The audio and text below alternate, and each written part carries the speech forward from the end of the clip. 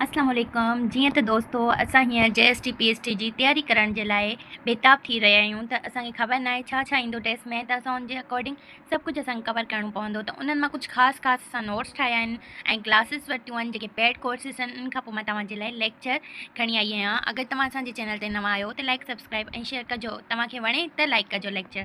ठीकु आहे dear friends, हाणे पाण स्टार्ट था कयूं। उमेदु आहे तव्हां सभु ठीकु हूंदा।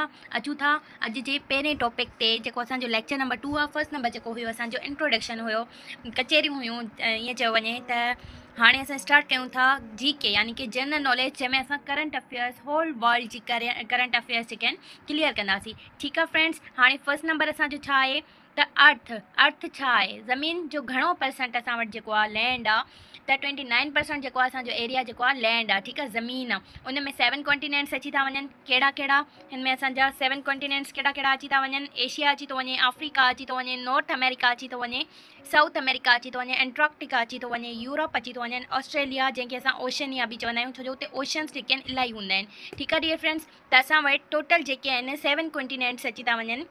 उनमें फर्स्ट जेको एशिया जेको आहे असांजो, उहो 44.58 मिलियन किलोमीटर स्क्वायर जे एरिया में पखिड़ियल आहे, जंहिंजी पॉपुलेशन आहे एशिया जी 559.76 परसेंटेज जेका आहे उनजी एशिया जी पॉपुलेशन आहे। उनखां पोइ डेंसिटी ऑफ वॉल्यूम घणो आहे, 150 यानी कि 150 पर किलोमीटर स्क्वायर जेका आहे डेंसिटी ऑफ वॉल्यूम आहे। ठीकु आहे फ्रेंड्स, हाणे असां ॾिसूं था त एशिया में घणा कंट्रीज़ अची था वञनि। एशिया जेको आहे हिकु कॉन्टिनेंट आहे, हिकु नंढो खंड आहे। ठीकु आहे, जेको वॾो खंड आहे सॉरी, त दुनिया में वॾे में वॾो खंड फर्स्ट नंबर ते जेको आहे लार्जेस्ट कॉन्टिनेंट, उहो कहिड़ो आहे, एशिया आहे, जंहिंमें 48 कंट्रीज़ अची था वञनि। एशिया में 48 कंट्रीज़ अची था वञनि। हाणे मज़ीद असां अॻियां ॾिसूं त एशिया में छा अची थो वञे। एशिया में रशिया अची थो वञे। Russia as a largest country part of Asia as well as Europe. Russia जेको आहे लार्जेस्ट कंट्री आहे, छाजो लार्जेस्ट कंट्री आहे एशिया में ऐं यूरोप में भी जेको आहे। Russia is largest country. Russia जेको आहे एशिया में लार्जेस्ट कंट्री आहे। एशिया में कहिड़ो कंट्री लार्जेस्ट आहे, एशिया हिकु कॉन्टिनेंट आहे जंहिंजो लार्जेस्ट कंट्री आहे रशिया। ठीकु आहे, पार्ट आहे छा, रशिया पार्ट आहे एशिया ऐं यूरोप जो। तुर्की छा आहे, तुर्की बि अची थो वञे असांजो एशिया ऐं यूरोप में। ठीकु आहे, तुर्की हिकु मुल्क आहे जेको एशिया ऐं यूरोप में अची थो वञे।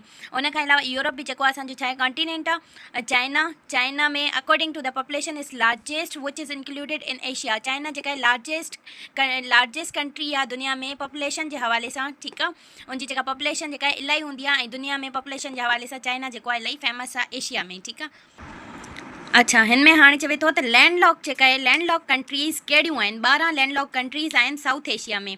साउथ एशिया में घणियूं आहिनि, 12 लैंडलॉक कंट्रीज़ आहिनि। Kazakhstan is landlock country. माना लैंडलॉक कंट्री उहे हूंदा आहिनि जिते समंदर न हुजनि, सिर्फ़ु ऐं सिर्फ़ु ज़मीन हुजे। Only one double landlock country is Asia. ऐं एशिया ऐं उज़्बेकिस्तान जेको आहे, इहे जेके आहिनि डबल लैंडलॉक कंट्रीज़ आहिनि। कज़ाकिस्तान सिंगल लैंडलॉक कंट्री आहे, यानी कि हिते को बि समंदर दरिया वग़ैरह न हूंदो आहे। ऐं जीअं असांजे पाकिस्तान में आहे ऐं ॿिया अहिड़ा सिटी आहिनि जिते अरबियन सीज़ ओशन वग़ैरह प्रेज़ेंट आहिनि। लेकिन कज़ाकिस्तान जेको आहे लैंडलॉक कंट्री आहे। उज़्बेकिस्तान ऐं उन में असांजो अची थो वञे एशिया में। इहे जेके कंट्रीज़ आहिनि, इहे जेके आहिनि लैंडलॉक कंट्रीज़ आहिनि, यानी कि हिते समंदर वग़ैरह न आहिनि। Russia is a largest country with respect to area. अच्छा, असां उनजे एरिया जे हवाले सां ॾिसंदासीं त उहा इलाही लार्जेस्ट कंट्री आहे। उनखां अलावा चए थो चाइना जेका आहे पॉपुलेशन जे हवाले सां बि लार्जेस्ट कंट्री आहे। स्मॉलेस्ट ऑफ एरिया पॉपुलेशन ऐं इन जी जेका एरिया आहे पॉपुलेशन जी, जेको स्मॉलेस्ट एरिया आहे ऐं पॉपुलेशन आहे, उहा कहिड़े जी आहे, मालदीव मुल्क जी आहे।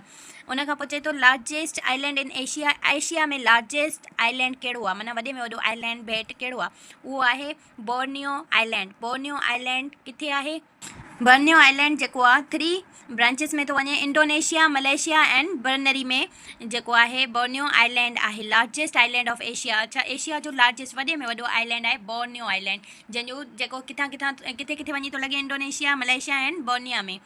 अच्छा, उनखां पोइ सवाल आहे largest river in Asia. Asia में जेका वॾे में वॾी रिवर आहे उहा कहिड़ी आहे, उहा आहे यंतेस रिवर, जेका चाइना में आहे।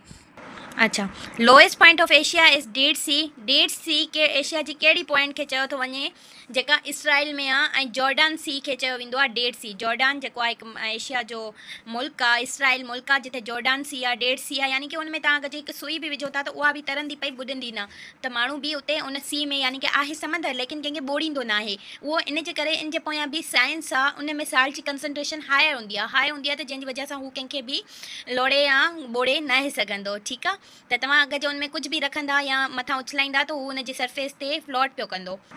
अच्छा, हाणे पुछे थो biggest lake in Asia. Asia जी वॾे में वॾी नदी कहिड़ी आहे? उहा आहे कैस्पियन सी। ठीकु आहे, कैस्पियन सी जेका आहे वॾे में वॾो समंदर आहे एशिया। ऐं कैस्पियन सी जे सराउंड में कहिड़ा कहिड़ा कंट्रीज़ अची था वञनि, माना उनजे चौधारी 5 कंट्रीज़ अची था वञनि उनजे चौधारी कैस्पियन सी जे। Russia, Turkmenistan and Kazakhstan, Azerbaijan, Iran जेके आहिनि असांजो 5 कंट्रीज़ अची थियूं वञनि कैस्पियन सी जे अराउंड जेके एशिया में आहे। ठीकु आहे, एशिया जो वॾे में वॾो लेक कहिड़ो आहे? कैस्पियन सी बि चई सघनि था।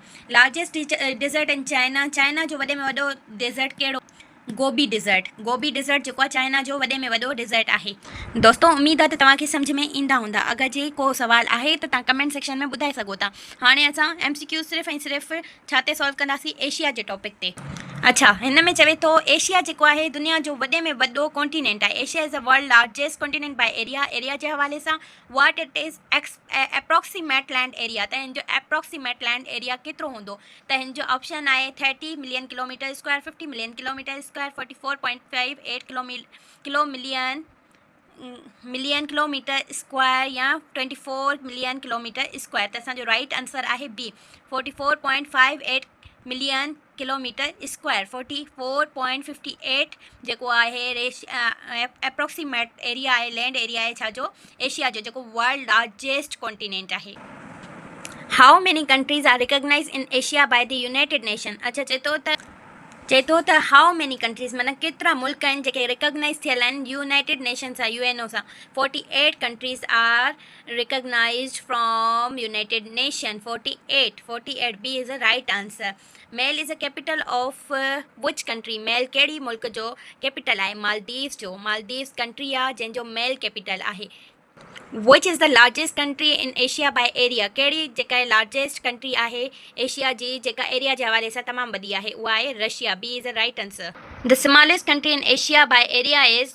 एशिया जी नंढे में नंढी कंट्री बाय एरिया कहिड़ी आहे? मालदीव्स। मालदीव्स जेका नंढे में नंढी कंट्री आहे ऐं वॾे में वॾी कंट्री कहिड़ी आहे? रशिया, एशिया जी। ठीकु आहे, बाय एरिया।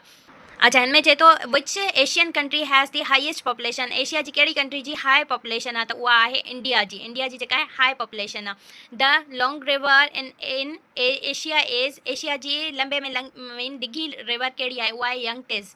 यंगटिस जेका आहे डिघे में डिघी रिवर आहे।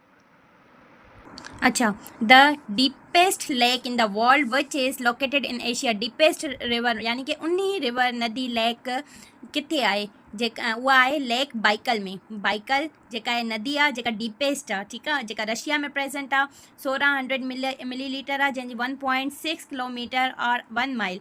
ठीकु आहे, एतिरी लोकेटेड आहे एशिया में, रशिया मुल्क में आहे जंहिंजो नालो आहे जेका डीपेस्ट रिवर आहे उहा आहे लेक बाइकल। ठीकु आहे, लेक आहे सॉरी।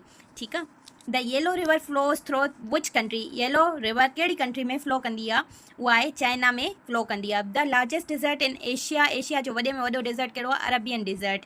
उन खां अलावा चए थो the Great Wall of China was built primarily to depend against Mongols. Mongols ते जेको डिपेंड हो तॾहिं ठही हुई, मैंगोल्स जे दौर में ठही हुई। उन खां पोइ चवे थो विच plateau is called the part of the world. विच प्लेटू कहिड़ो प्लेटू आहे जेको वर्ल्ड जो पार्ट आहे? रूफ ऑफ द वर्ल्ड आहे, यानी कि दुनिया जी छित चयो थो वञे। उहा आहे पैमीर प्लेटू, जेको हाईएस्ट प्लेटू आहे, पैमीर हाईएस्ट प्लेटू। ठीकु आहे डियर फ्रेंड्स। उन खां अलावा चए थो how many landlock countries are in Asia. घणियूं कंट्रीज़ आहिनि एशिया जूं जेके लैंडलॉक आहिनि? 12 आहिनि। ठीकु आहे, 12 B number is right answer. अच्छा, हिते सवाल थो पुछे the only double landlock country in Asia. जेके का बि जेका डबल लैंडलॉक कंट्री हुजे उहा ॿुधायो एशिया जी। त उज़्बेकिस्तान, पोयां पाण पढ़ी आयासीं उज़्बेकिस्तान जेका आहे डबल लैंडलॉक कंट्री आहे। ऐं ॿियो असांजो आहे लेकिस्तान। लेकिस्तान जेको आहे आल्सो डबल लैंडलॉक कंट्री आहे। ऐं अज़रबैजान बि डबल लैंडलॉक कंट्री आहे।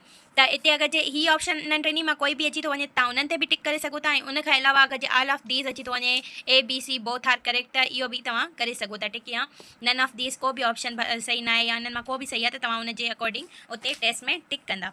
विच of there is there is a landlock country in the south east Asia. South east Asia जी लैंडलॉक कंट्री कहिड़ी आहे, उहा आहे लाओस। लाओस जेका आहे लैंडलॉक कंट्री आहे। अच्छा, हितां खां असांजी जेके न्यू पॉइंट्स शुरू थी थियनि त 2025 जे अकॉर्डिंग जेका असांजी करंट अफेयर्स थिए थी उहा असां हिन लेक्चर में ॿिए नंबर लेक्चर में मां इंशाल्लाह अपलोड करण जी कोशिशि कंदमि। अगरि जे तव्हांखे मुंहिंजी वीडियो पसंदि आई आहे त लाइक सब्सक्राइब ऐं शेयर करणु न भुलिजो। दुआउनि में यादि रखिजो, पंहिंजो ख़्यालु रखिजो। अल्लाह हाफ़िज़।